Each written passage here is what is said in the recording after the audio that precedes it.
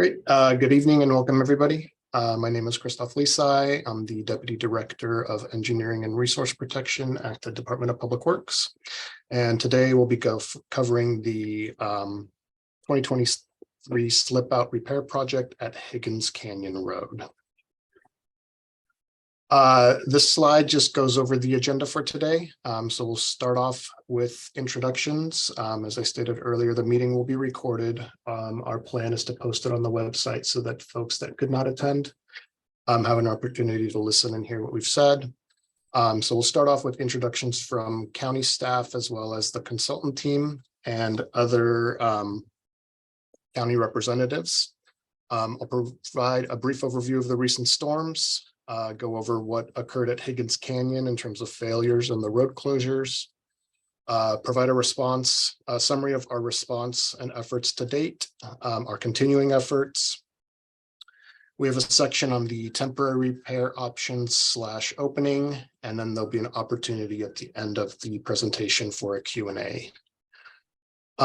So first, I'd like to start off by introducing Supervisor Ray Mueller and give him the floor to provide comment.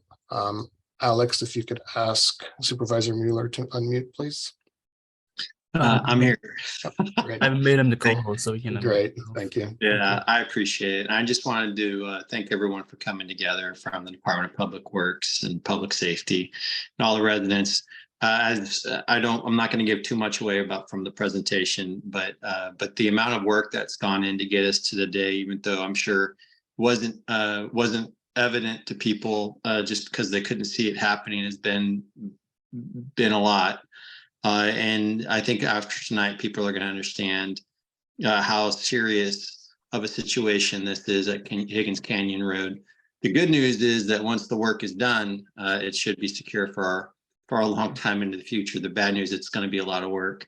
Our office is available. I know that people have been in touch with Kathleen and others from my office and myself. We are here and available to try to help anybody with any hardship that comes from this. But it's just an unfortunate circumstance. The number of roads impacted in the county, and specifically as people will hear tonight, the severity of the impact to this road is really what's going to cause this repair to take the amount of time it will. But I am very grateful to county staff for doing the necessary engineering investigation to find out how significant of a slip out this is, of land moving this is, so that no one will be hurt in the future, and so we can address it correctly, hopefully for generations to come. Thank you. Great, thank you, Supervisor Mueller. So we do have a large group of various representatives in attendance, so please bear with me as I try to introduce them all. From the Department of Public Works, we have Ann Stillman, who's our Director of Public Works, myself, and Alex Zhang, who's the Associate Civil Engineer on the project. From the County Department of Emergency Management, we have Dave Cosgrave. We also included invitations to the local emergency response personnel, some from Cal Fire. We have Battalion Chief Dave Hidbon. From the Sheriff's Office, we have Sergeant John Carroll, as well as Dave Bennett, who's the Emergency Management Coordinator. And then from Emergency Management Service, we have the Director, Travis Kussman. We also have our engineering team in attendance. So we have Dan Peluso and Scott Allman, who are Senior Principal Engineers at California Engineering and Geology. So the county experienced an unprecedented amount of rain through the end of 2022 and into 2023. This resulted in roadway failures, slip outs, flooding, and the closure of 4 roadways throughout the county. To date, we've identified over 15 different locations that will require a future project. This, compounded with the rain that we experienced in February and March, continue to impact the county and the existing failure sites. I want to provide an overview of some of the other affected sites from the storms, just to put the county's overall response into context. The photo here shows what Stage Road looks like, which is closed, and this is one of the primary means of egress from the town of Pescadero when Pescadero Creek Road is flooded. Additionally, we've also had failures at Laguna Drive, which is located in La Honda. This has affected access to several homes upstream of the slide, as well as Old La Honda Road, which is off of Highway 35, which is another area that's used by commuters and affects the local residents in that area. Other impacts from the storm include several roadway culvert failures. The photo on the left shows Kenyatta Road and the sinkhole that developed as a result of a failure. And then we had a lot of debris as a result of the storm. The photo on the right shows Cloverdale Road before the debris removed. And so definitely our efforts have been focused on response to the storms in the early part of the year. In terms of the impacts to Higgins Canyon, we've identified 3 separate locations that were affected as a result of the storms. So this includes the site near 1780 Higgins, 2180 Higgins, which is the location of the road closure, and 2665 Higgins. After the storm, our roads department worked really hard to assess each site, and they installed erosion control and traffic measures. And then with the help of our roads crew, we continue to monitor these sites, as well as the other sites located along Higgins Road. This slide shows the location and proximity of the three slides, or the 3 sites on Higgins Canyons. As I'm sure most of you are aware, we recently completed a repair project at the bridge. So that's located just downstream of 1780 Higgins, so closer to the city of Half Moon Bay. 2180, which is where the roadway is closed, is about midpoint between the 3 locations. And then 2665 Higgins is closer to Purisima Creek. The director and I were able to drive the area last Friday, taking the detour. And so we definitely understand the frustration and difficulty of having to use that as a detour. You know, we timed it, and it is from when we got onto Purisima Creek Road from Highway 1, it is about 15-minute drive using this detour. So definitely understand your guys' frustration with the detour route.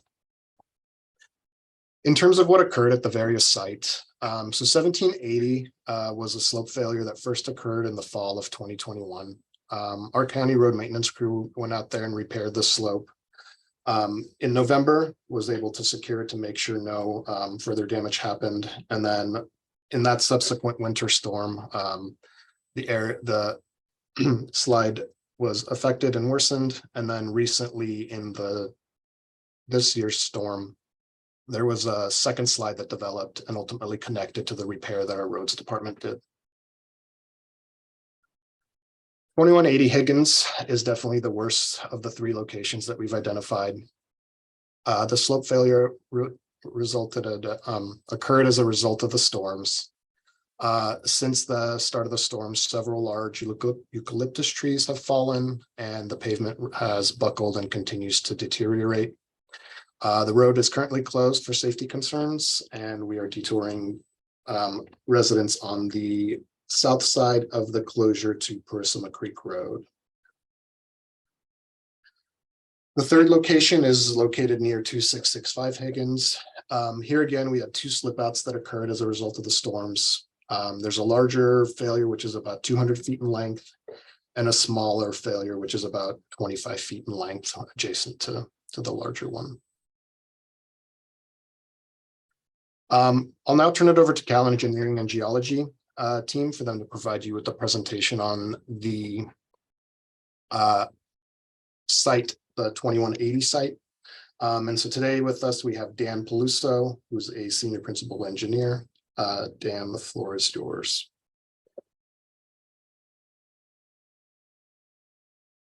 All right, got it.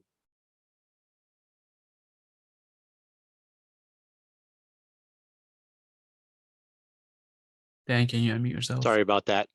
The novice failure to unmute. So you probably have had a chance to see the portion of the slide that's viewable from on top of Higgins Canyon Road while walking to and from your homes. You can see in this image, this aerial image we captured from our drone, fallen trees, as Christoph had mentioned, and the slip outs right on the road embankment. You cannot see the portion of the feature that extends onto the private property upslope and north of the roadway. Next slide, please. Here's an image of the roadway up close early in the road failure on January 11th. Next slide. And just a few weeks later, you can see that it's moved quite a bit. The gentleman at 2180 lost part of his fence, and more trees have fallen and more roadway has fallen down the slope. Next slide. Some facts, the slide is still moving, and it's our feeling that the slide is being mobilized by the groundwater and from the groundwater resulting from the storms. You can see in subsequent slides that the slide is much larger than what you can see from the road. The saturation of the slide mass has caused it to mobilize and take the road with it. We're working towards design for repair of the road so that it'll be a permanent access for the residents there. The slide plane at the roadway is about 20 feet deep, and that's going to be a challenge for us to come up with a solution. Next slide. Here's the latest geologic map we prepared for the slide there, and you can see on the south side of the road, the downslope side, there are the aforementioned slip outs on the edge of the road, and those are kind of like fleas on the back of the much larger animal. This slide extends upslope onto the private property and downslope down to the creek. Next slide. This image is a cross section through the slide, and it kind of gives a really good idea of the vertical extent and lateral extent of the slide. As I said before, about 20 feet deep below the roadway, and extends well upslope of the neighboring property here, the neighbor has a barn on this flat area up here. We observed large fissures in the building pad up there that measure over 12 inches, and the barn itself, portions of the barn have dropped about 5 feet, and it just it's definite evidence that the slide is not just a slip out on the shoulder of the road. It's a much larger feature that needs to be considered very carefully. Next slide. And another image of the downslope side of the road with the eucalyptus trees that were lost. You can see that those smaller scarps are, about 20-25 feet in length, and one of them is, and the other one's about 33 feet in length. It's scary looking at this to me, and it's even scarier looking at the entire picture. But it's in our view, it's going to be something that is a challenge, but doable from a constructability standpoint. Next slide. This just gives an image of the upslope side of the road, and it's kind of hard to see the fissures in the road cut there. Next slide. Here's some fissures that you can see on the slope, farther upslope. These are, probably about a foot high, so portions of the ground are just slipping down in large sections. Next slide. And another scarp farther upslope. That's got to be about 2.5 feet high scarp. Next slide. Here's the barn I mentioned. This is one of the early pictures we got of the barn. At that point in time, it had dropped about 2.5 feet, and the rains that came through about 2 or 3 weeks ago carried it even farther. This ground underneath the barn fell even farther. Next slide.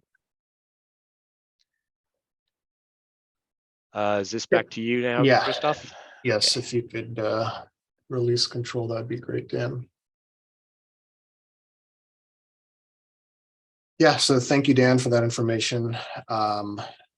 Definitely, once we started to get the results of our preliminary investigation and assessment, it did turn out much larger than we had originally thought. And so I do want to cover what we've been able to accomplish to date.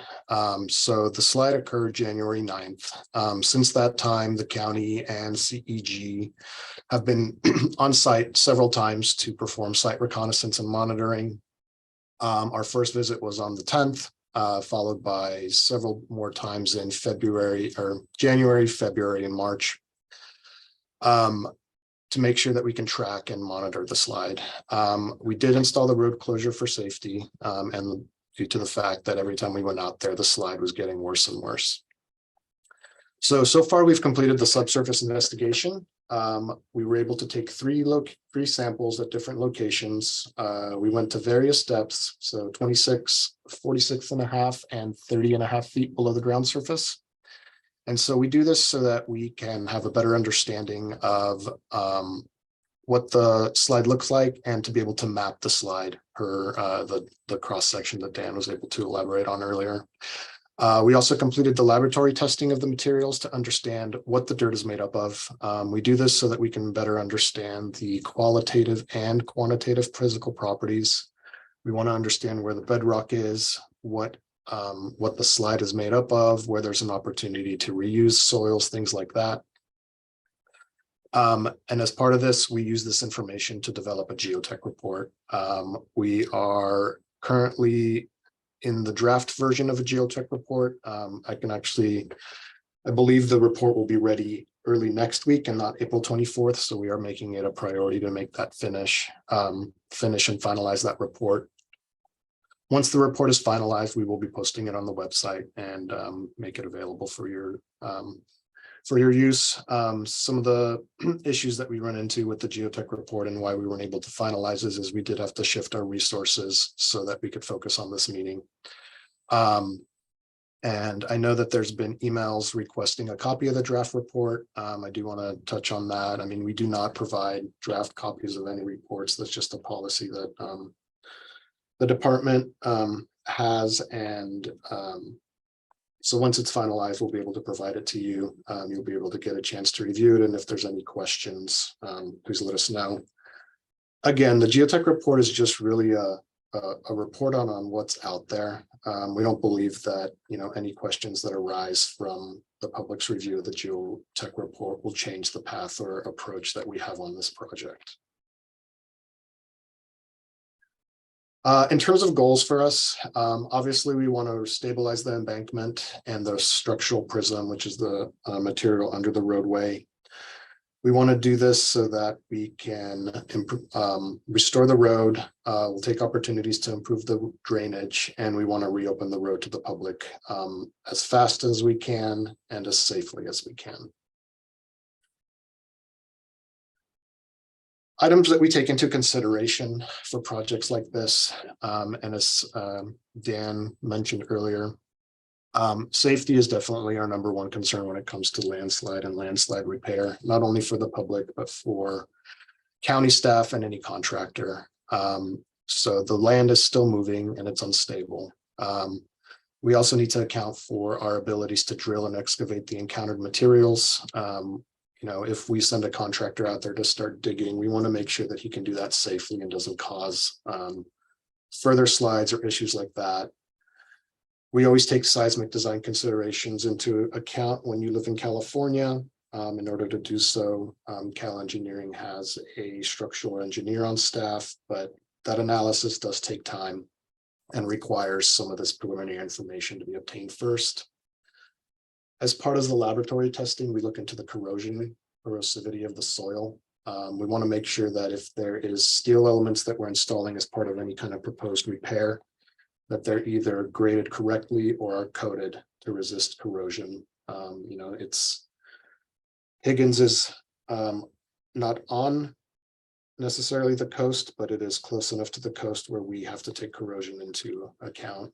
And then finally, we want to make sure that whatever repair we do takes surface and subsurface drainage into account, both in terms of being able to release the hydrostatic pressure and pore pressure under with future rains, as well as surface drainage.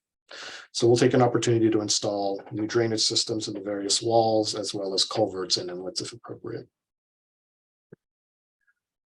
To date, we believe that we've identified 3 potential repair solutions, those being a reinforced earth slope repair, a soldier pile retaining wall, or a mechanically stabilized earth retaining wall, or what we call an MSE. So in terms of what an reinforced earth slope repair, we have a little illustration here. What we would do is we would basically excavate all of the loose dirt within the slide down to below the slip plane or into competent material that would be bedrock. As Dan said earlier, we believe it's 20 feet or more, so we would have to excavate all that work down 20 feet. In order to do this, we would actually need to build a wall on the inboard side of the road to be able to protect that excavation, as well as the larger mass that's uphill of the slide. Once we got to the bottom, we would then start building the roadway back up in lifts, and these lifts would be sandwiched between geogrid. And so this acts as a way to build the roadway back up and gives it the strength needed to support both the upslope area and prevent further slides. As part of any kind of wall repair, we make sure to install a subdrain in the repair to alleviate any kind of water pore pressure. Next option we explored is a soldier pile wall. So this is the very similar, or it is the wall that we installed at the bridge that was completed earlier. So this can be done by installing either timber or concrete lagging. The repair we did at the bridge included actually both. It had a section of concrete lagging and then a smaller section of timber lagging. So the work is done by drilling holes until we get into bedrock. Then we install metal beams, secure them with concrete, and then the lagging, whether it's concrete or timber, is placed between the steel poles. Generally, if the wall is higher than 12 feet, we like to install tiebacks. That's what we did on the wall repair near the bridge. And so that would be drilling into the hillside, putting in bearing plates, pre-stressing the soil nails, and that just gives the wall extra strength. And then, as always, we install drainage features. And then the third option we looked at is to the MSC wall. So this is kind of a combination of the 2 previous walls. I mean, what we do is we would place concrete piers at the bottom of the wall, and this would form the footing. We'd then pour a concrete cap, and we would use that as a base to build back a block retaining wall. So this is like a typical landscape wall you can see, like the keystone or segmental block wall that you see a lot of landscapers use, only it's meant for industrial uses or heavy uses. Similar to the earth wall, we would excavate down and then build it back up behind the keystone wall in lifts with geogrid. And then so the block wall, the concrete and the earth all lock together into one cohesive unit, making sure that the area is stable.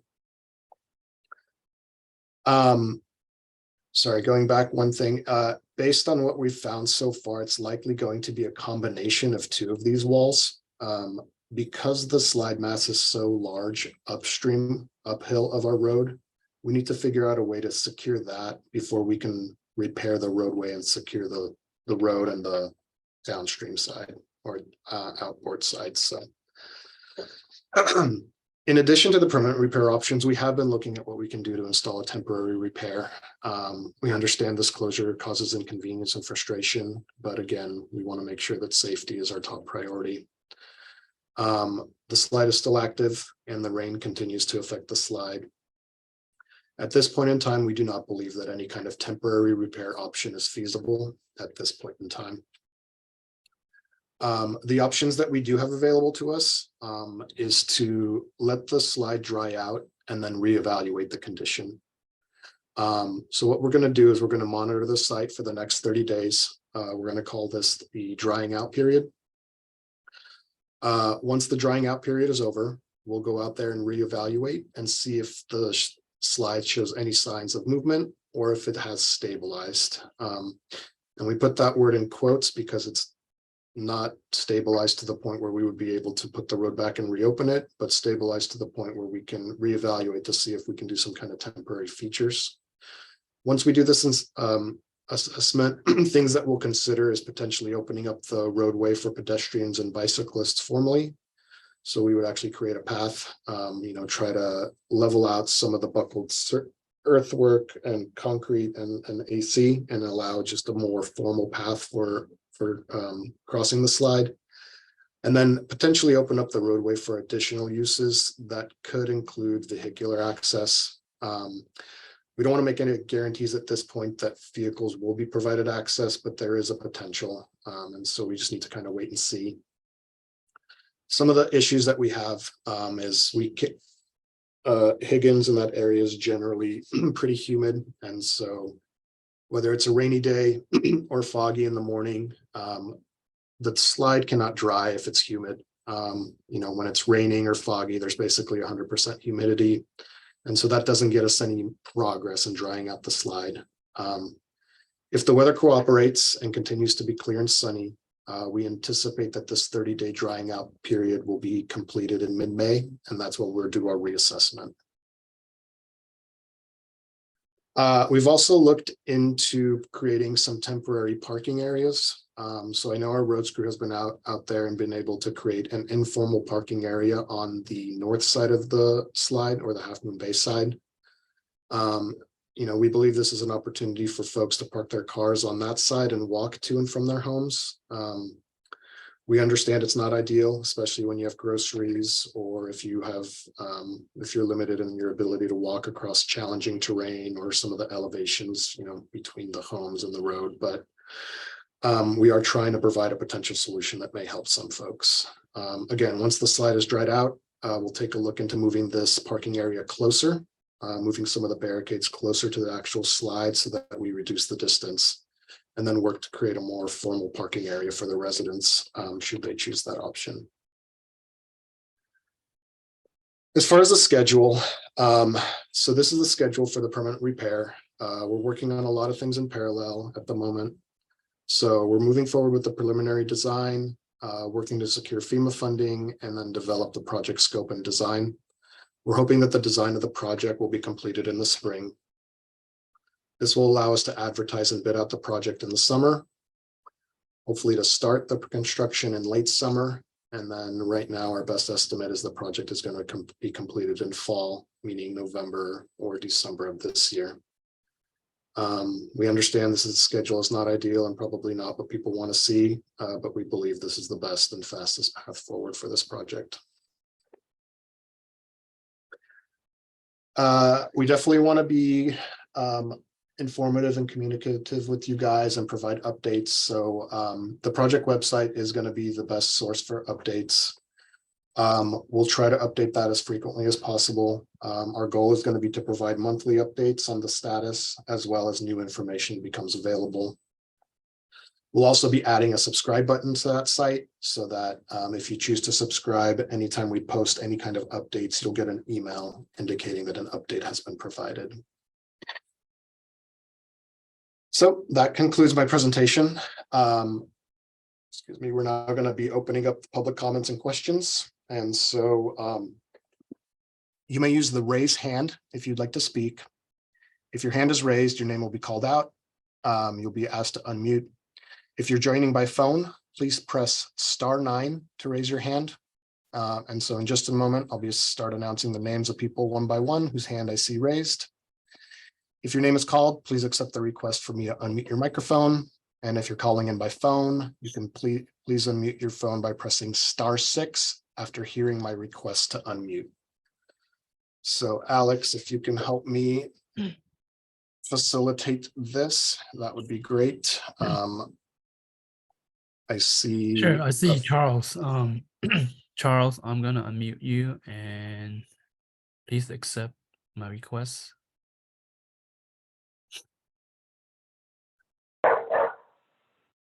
Hello, this is Charles Raffay. Thank you very much. Can you all hear me? Yep. And also the barking. Oh. I'm sorry, I'm on the telephone, not on the computer. But I saw your presentation, and I appreciate your help, and I appreciate very much all you have done. Very nice, but just as I expected. 1 hour of meeting, 35 minutes of your presentation, which really doesn't really say what we want to hear.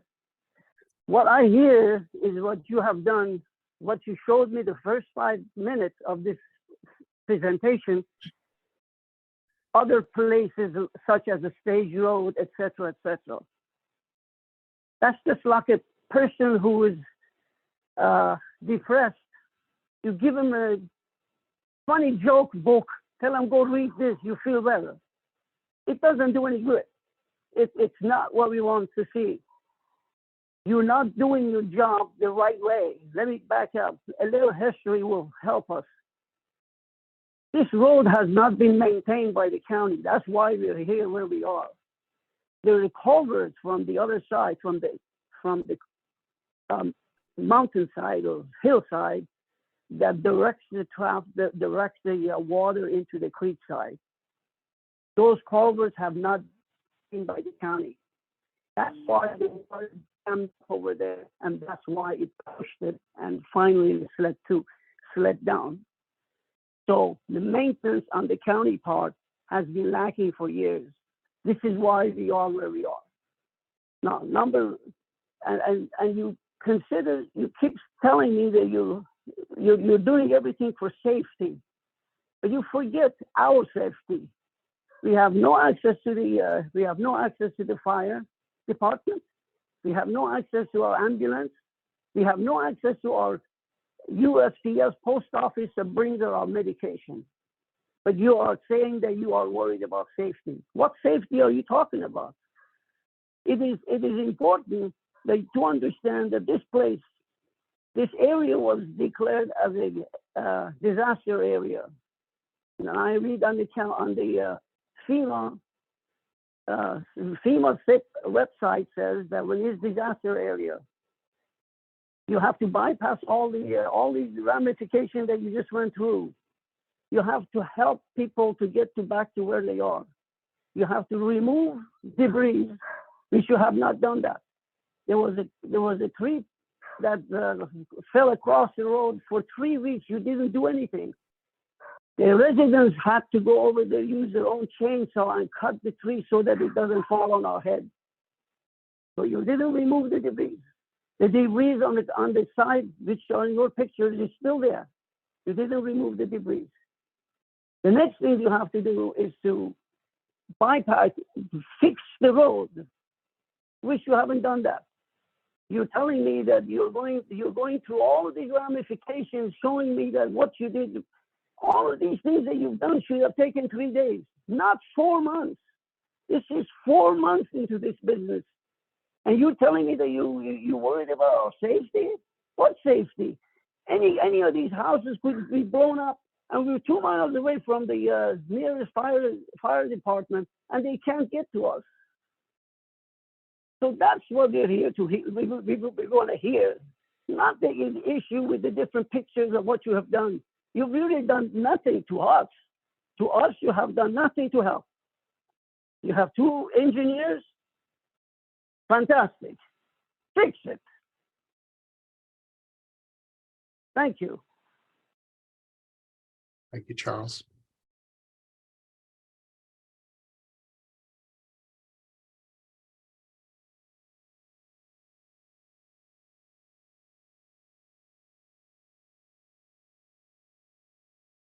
Okay, Alex. Hi, can you hear me? Yep. Okay, perfect. Two items real quick, Christoph. One was, appreciate you mentioning that after the 30-day dry out period, there'd be consideration for the barriers to be moved closer so that the distance between the town side and our side would be closer. Is that also possible prior to the drying out period? Because it looks like there's about 25 yards where it's not buckled and it's not affected. Question number one. Question number two would be, is there any mitigation plans for, there are a lot of folks coming from town and out of town that are still visiting Prisma for hiking, and it's causing a lot of traffic on some of the windy roads that are just naturally dangerous, as well as on the park impacts to parking on the other side. Are there any considerations for that? Sure. Yeah, so I think definitely to your first question, we can get with our roads crew and see how close we can move the barriers to reduce that distance. I definitely think that's a possibility. We'll, I know some of them are on this call, and so we'll get with them first thing tomorrow and see how quickly we can get that done. We'll try to get it as close as we think we can while maintaining safety. To your second question, I think you're talking about the park that's kind of at that hairpin as you go up Prisma Creek. The county does not maintain that park. I think it's through either Post or another recreation district or state parks or something like that. Last time I was up there, I saw that the parking lot was closed. I know that they're working on speaking with one of the park rangers. I know they have a few projects, and my understanding was the park was closed. And so we can definitely touch base with them to see what the status is of that park. If it is indeed closed, maybe we can work with them to just be better about notifying the public that it's not open for use. Aside from that, I don't think really we would defer or detour people from using the park if it is open. I think that's a decision for that rec district to make.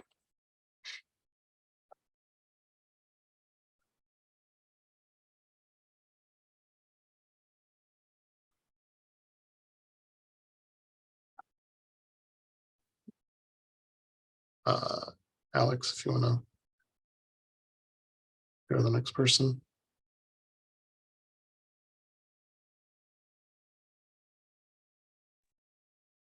Hi, thank you so much for this thorough presentation. I have a much better understanding of what you're dealing with and what we're dealing with than I did before the meeting. And the complexity of the issue and how it's going to take time to fix. I think we all appreciate that more now than we did before. My biggest concern, other than the two things that Alex brought up, which, the closer distance would be great. My biggest concern is emergency access and the fact that if anything happens to anyone, especially those of us who live closer to where the road is closed, our time of getting help is pretty big. It's not the normal emergency response. And I wondered if there's any possibility that you might be able to keep a reserve ambulance on our side of the barrier so that, minus narcotics, so you wouldn't have to worry about things being taken, so that especially if the road was closer, the barrier was closer, if something happened, emergency responders could get to the vehicle and get us out quicker and get us care that we needed quicker. I'm really concerned because there are quite a few seniors that live on this road, including me. And I think, I can live with the time frame, but I can't live with this fear of facing an emergency and not being able to get the care we need. So if that's not a possibility, maybe there's something else, but I feel like that is the biggest urgency that concerns me and many of the other neighbors I've spoken to, is access to emergency services. That's it. Yeah, thank you for that, Gail. I know that we do have several emergency response representatives on the line. I think they were able to hear our presentation, and so we definitely, as a county, can circle back with them after this meeting to discuss this question. I mean, I can't speak for them in terms of whether that's a possibility or not. That's just not something I would have an answer for. But we can circle back with them and then get a response back to you. Great. I just feel like December is too long to wait for that. Yeah. I would actually think about moving away, which I don't want to do, so thank you. Mhm.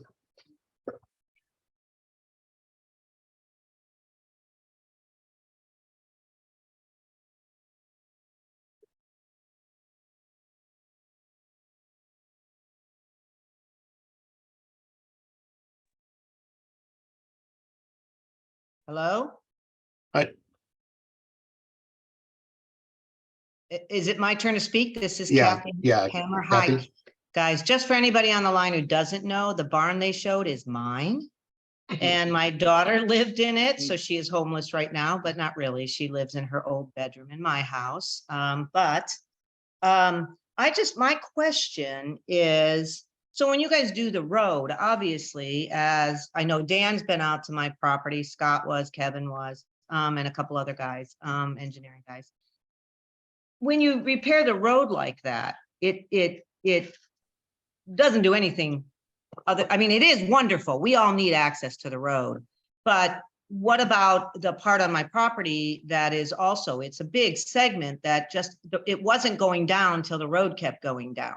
I didn't have a problem until the second or third storm. And now I have no more chicken coop and no more place for my daughter and no more barn. Ultimately, it's a red tagged item.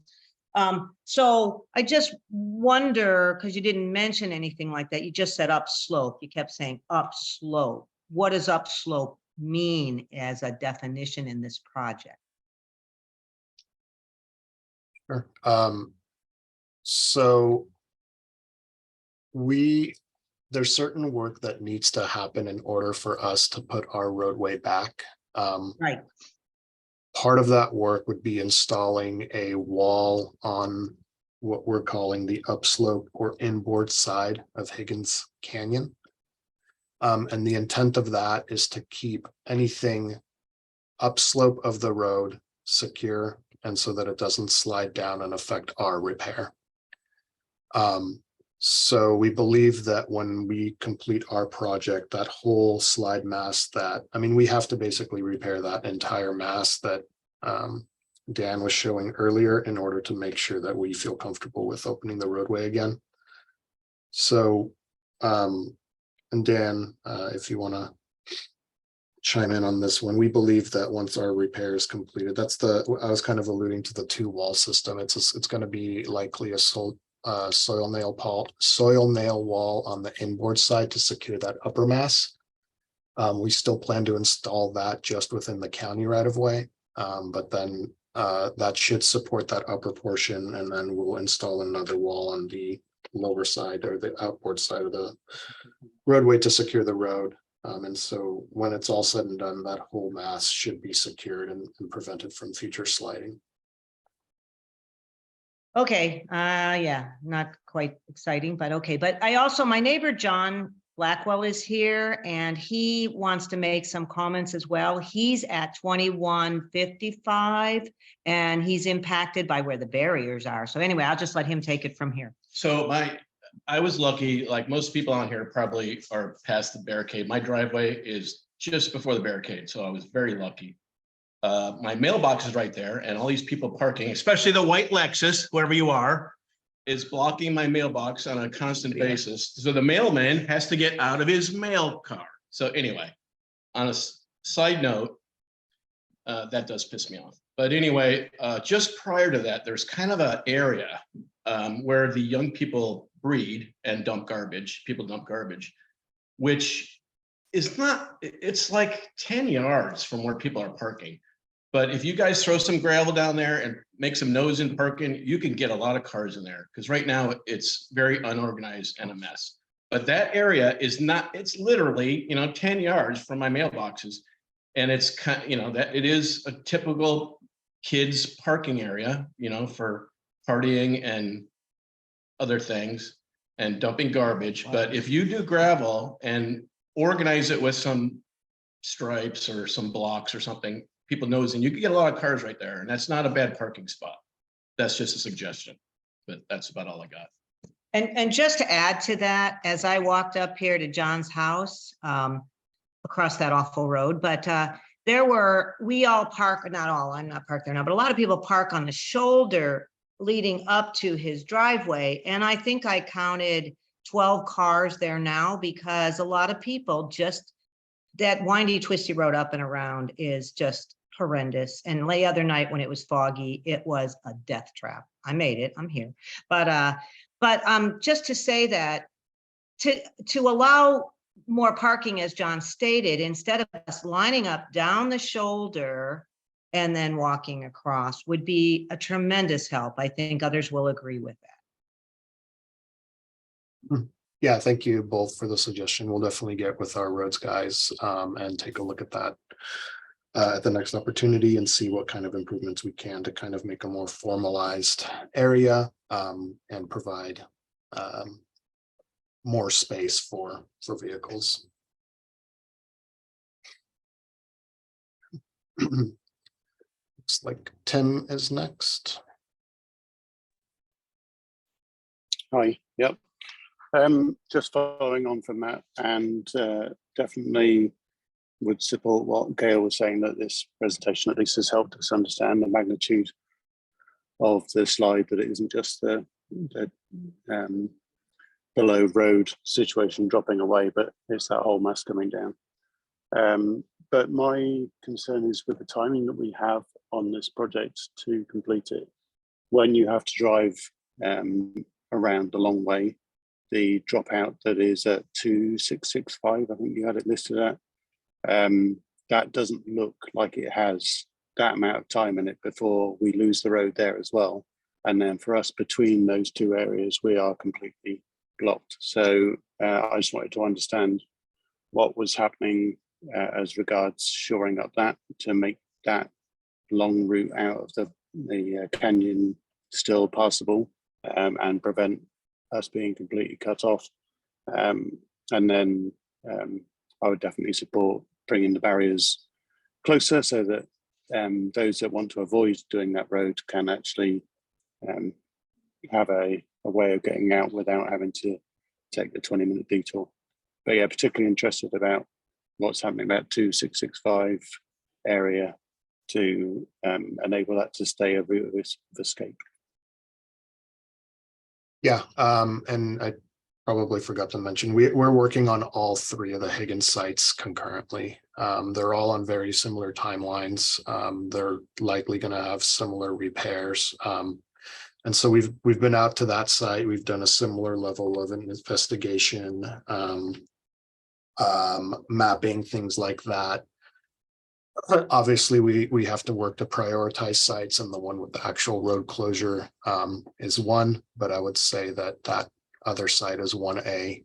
We understand that it is has the potential to, like you said, landlock certain properties, and so we're going to be working to develop a repair for that. Very similar timeline. The goal is to get the design completed this summer and then get that construction out there to have it complete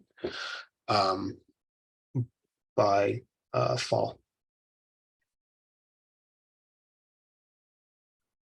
Okay, and it looks like Dustin is next.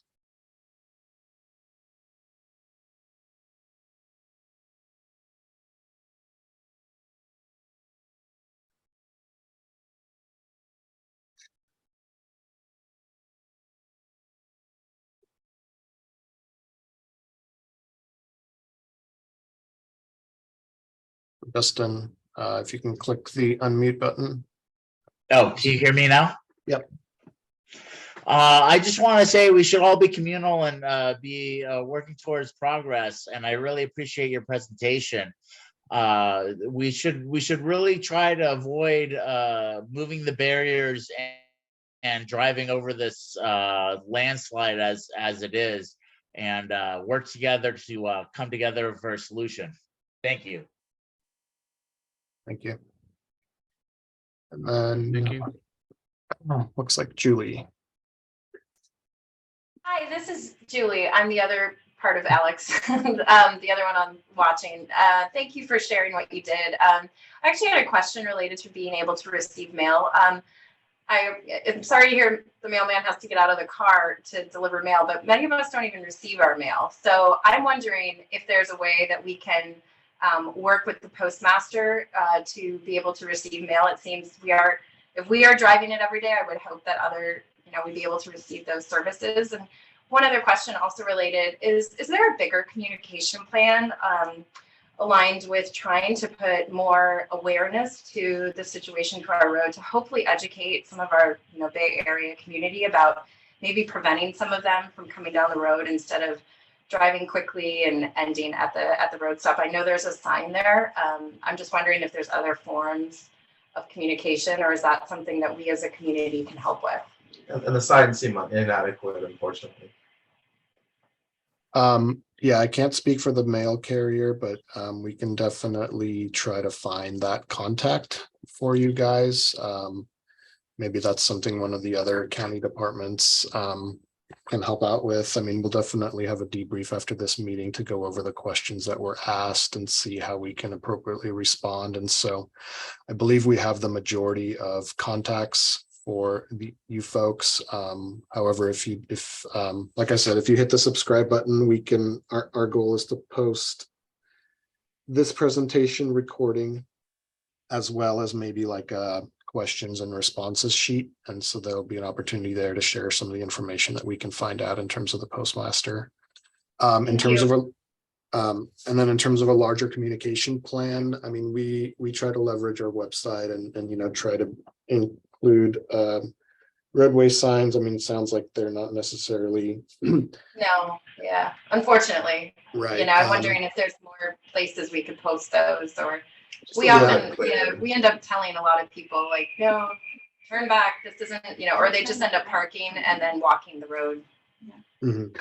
Yeah, we can, we do have an office of communications at our county executive office, so we can touch base with them and see if they have any suggestions on an overall communication plans. I know that they have access to like Nextdoor and just press releases and things like that.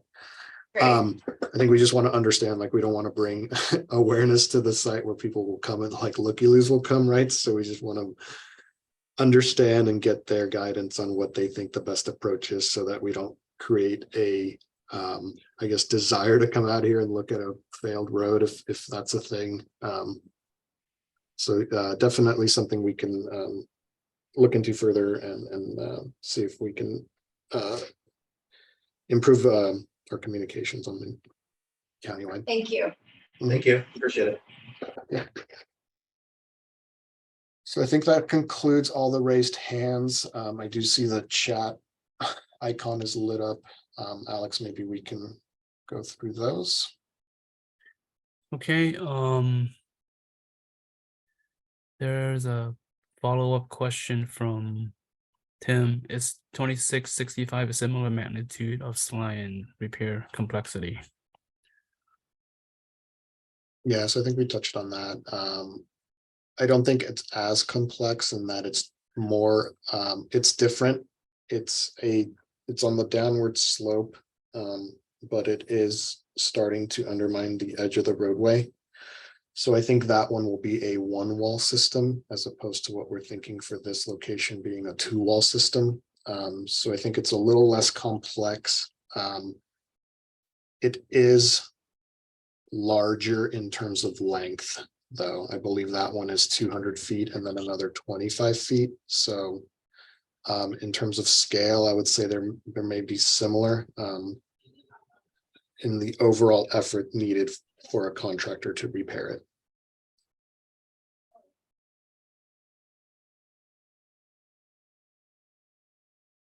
That's all the questions we have.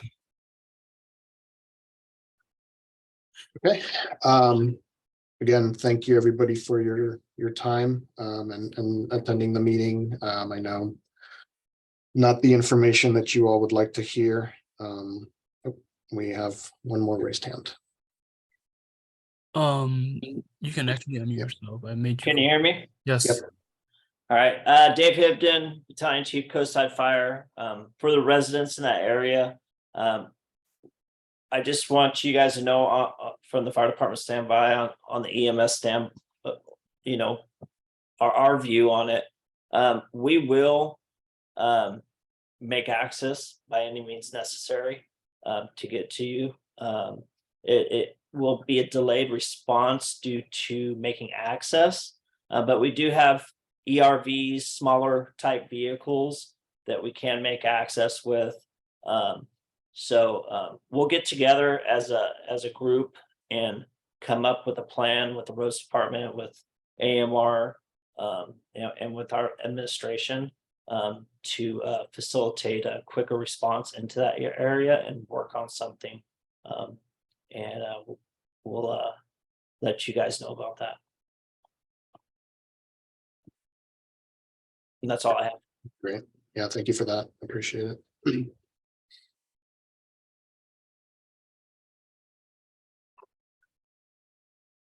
Okay, last call for any kind of comments. Going once. All right. Again, thank you all.